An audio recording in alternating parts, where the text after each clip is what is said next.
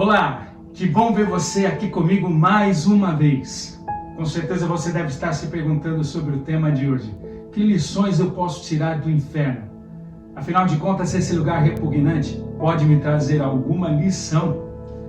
E eu digo a vocês, pode e muito. Mas antes, tá vendo esse quadradinho aqui, ó? Aperta aí e saiba muito mais sobre o meu ministério. Assista outros vídeos também. Tem nossas músicas lá, minha esposa Adriana fez alguns vídeos para as mulheres. Entra lá para conhecer, tá bom? Faça como nós. Faça da sua vida e da vida de sua família um ministério, ok? Mas voltando ao assunto, você deve estar se perguntando: o que eu posso aprender sobre o inferno? Eu faço uma pergunta de volta para você. O que você sabe sobre o inferno?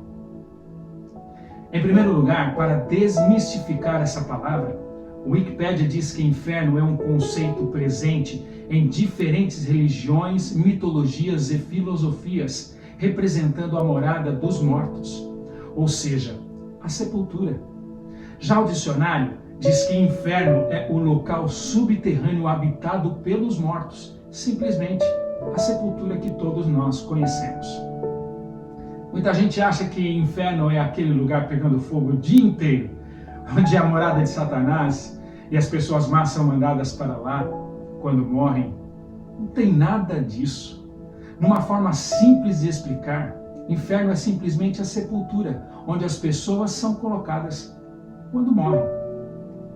E no contexto espiritual, que lições nós podemos tirar de um lugar como esse?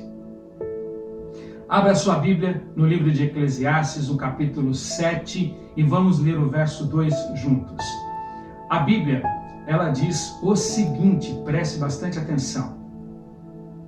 É melhor ir a uma casa onde há luto do que ir a uma casa onde há festa.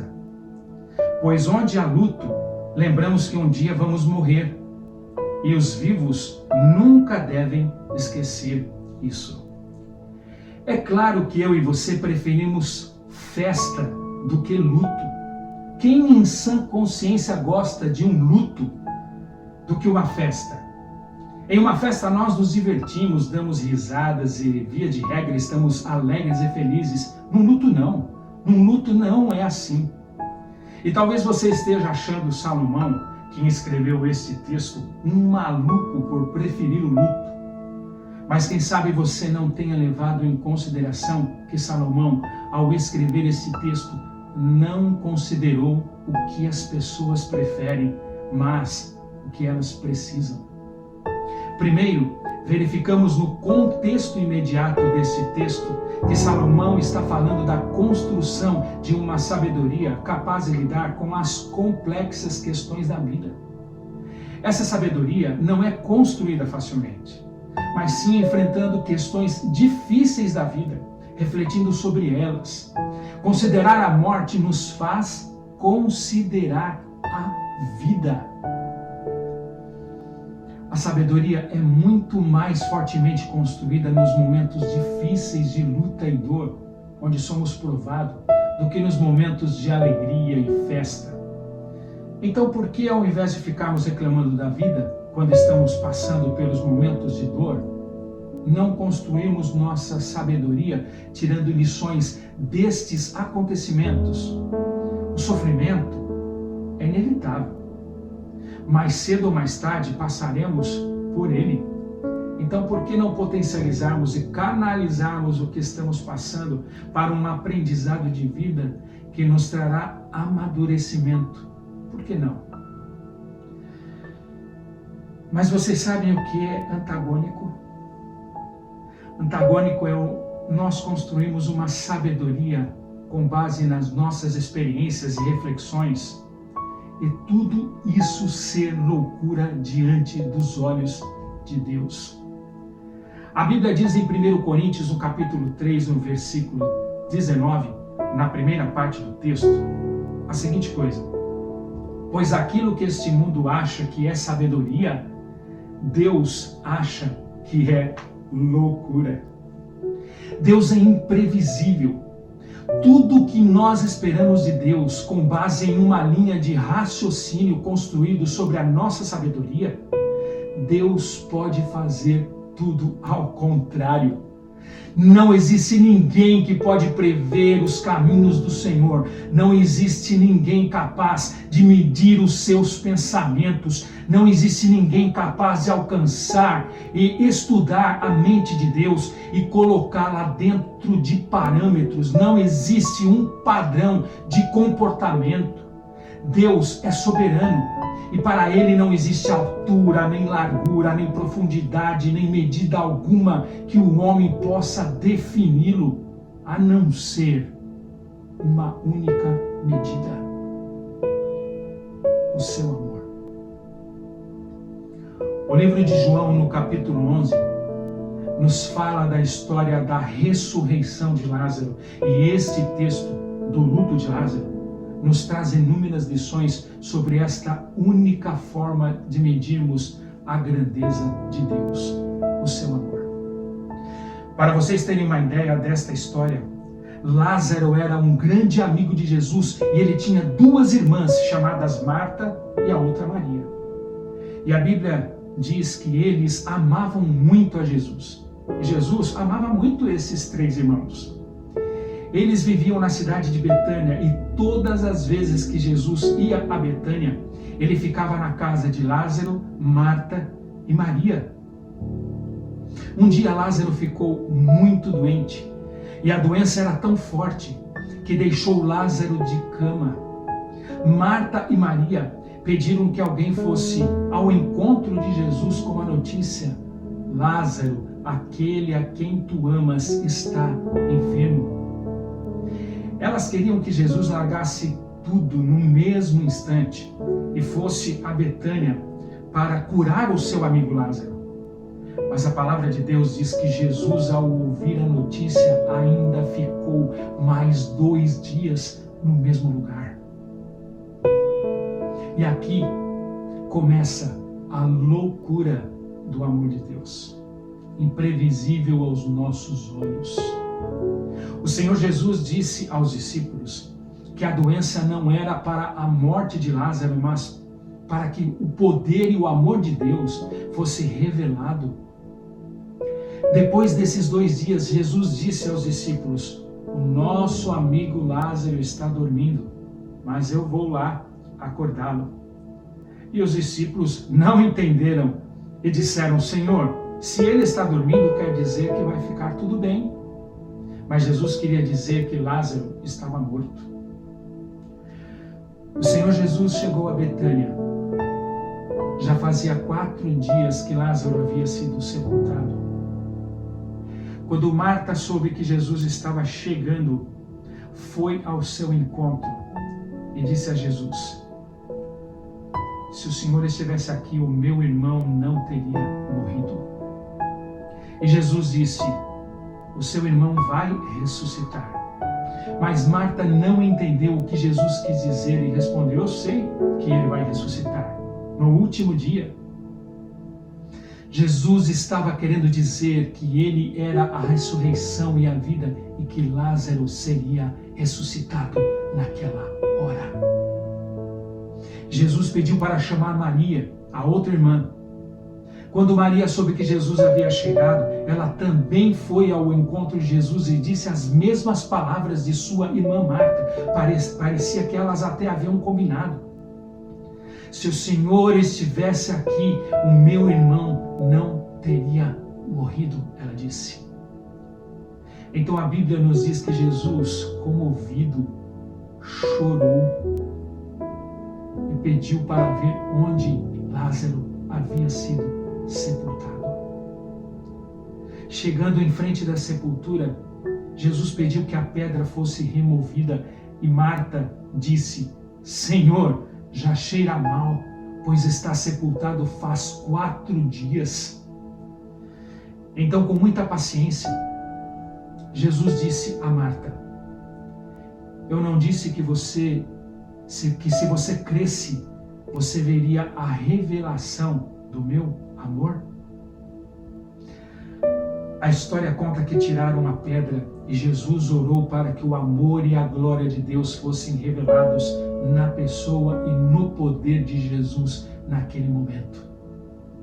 Então Jesus disse: Lázaro, vem para fora. E o morto se levantou e saiu de sua sepultura. E vocês sabem as lições que eu tiro desta história? A primeira lição: o tempo de Deus não é o mesmo que o nosso.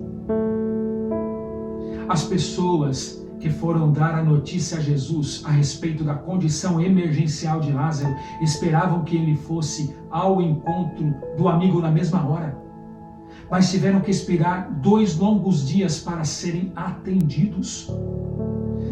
Temos pressa em que Deus resolva os nossos problemas, mas só Ele, em sua onisciência, conhece as implicações temporais e eternas de tudo o que acontece ou deixa de acontecer conosco.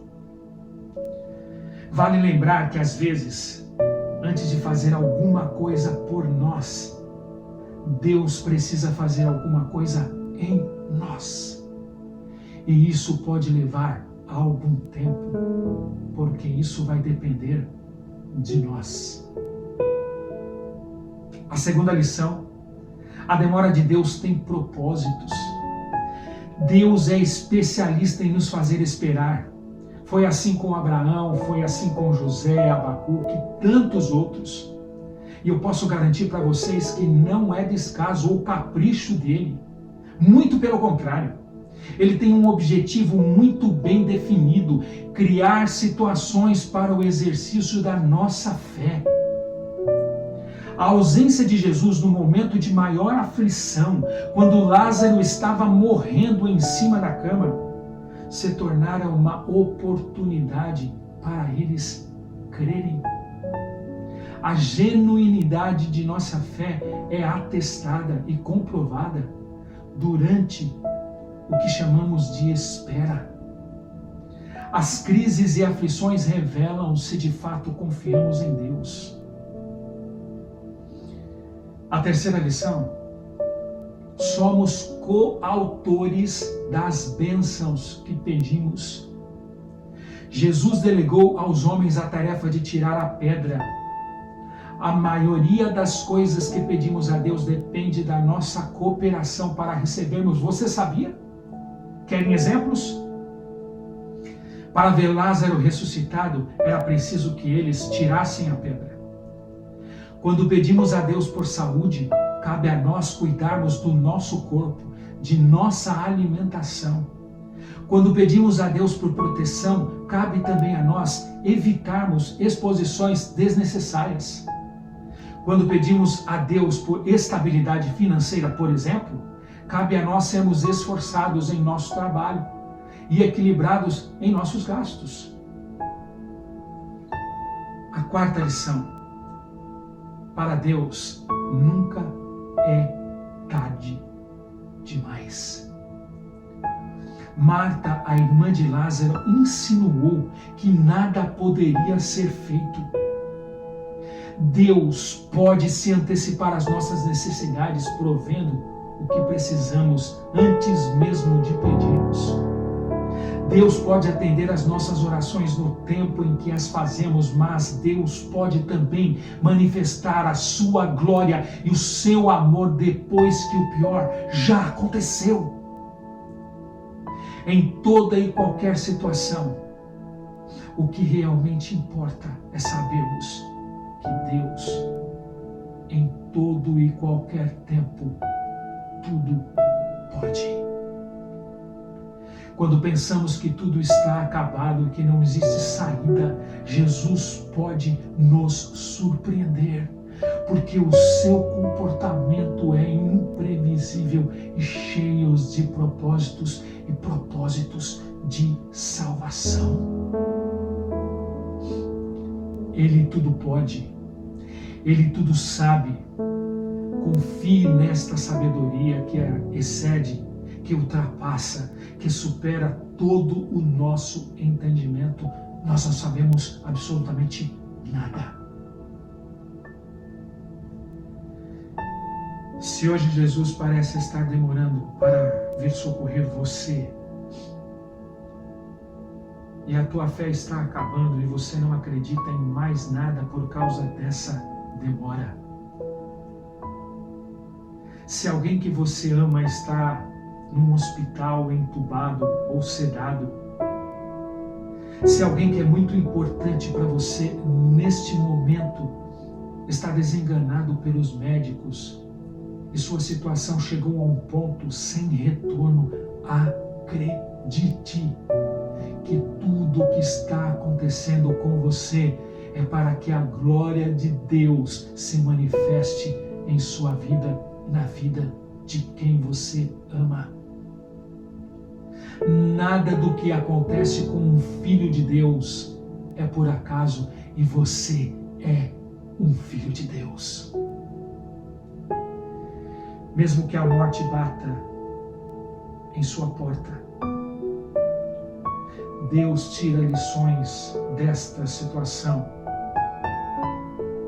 Deus tira um propósito para nós. Mas nós nunca iremos entender isso. Como Marta, irmã de Lázaro, não entendeu que Jesus queria ressuscitar Lázaro naquele momento. Acredite em Deus, acredite em Jesus. Para tudo existe um propósito, e na vida de um filho seu existe um propósito. Para você existe um propósito, e propósito de salvação. Nós não sabemos absolutamente nada, eu volto a dizer. Jesus disse em João, no capítulo 11 e no versículo 25, preste atenção: eu sou a ressurreição e a vida. Quem crê em mim, ainda que morra, viverá. E quem vive e crê, nunca morrerá. Você acredita nisso? Existe esperança nas palavras de Jesus, porque nem o inferno, nem a sepultura pode segurar o doador da vida quando o assunto é a nossa salvação. Vamos orar? Senhor, nosso Deus e nosso Pai, nós sabemos que o Senhor tem propósitos para a nossa vida. Nós sabemos que o Senhor nos ama tanto e que mesmo através da dor, o Senhor nos ensina lições para a eternidade, para termos condição de passarmos uma eternidade com o Senhor.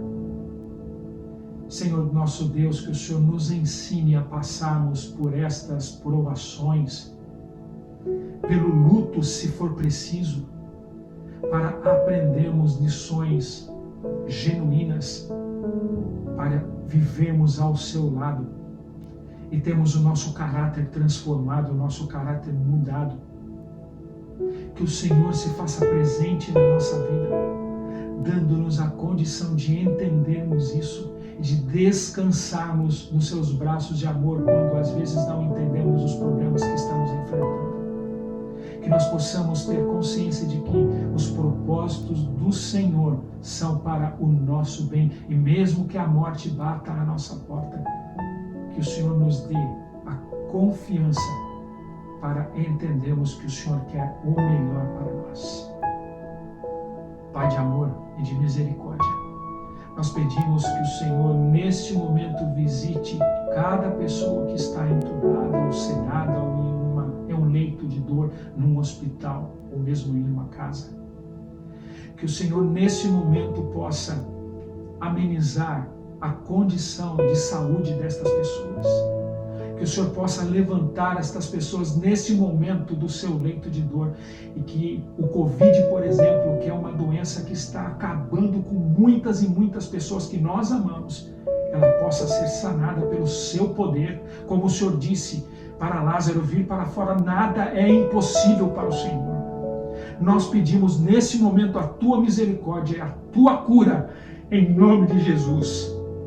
Amém, Senhor. Amém. Um beijo no seu coração. Fique comigo mais uma vez no próximo vídeo, tá bom? Que vem coisa boa para você. Fica com Deus e até mais.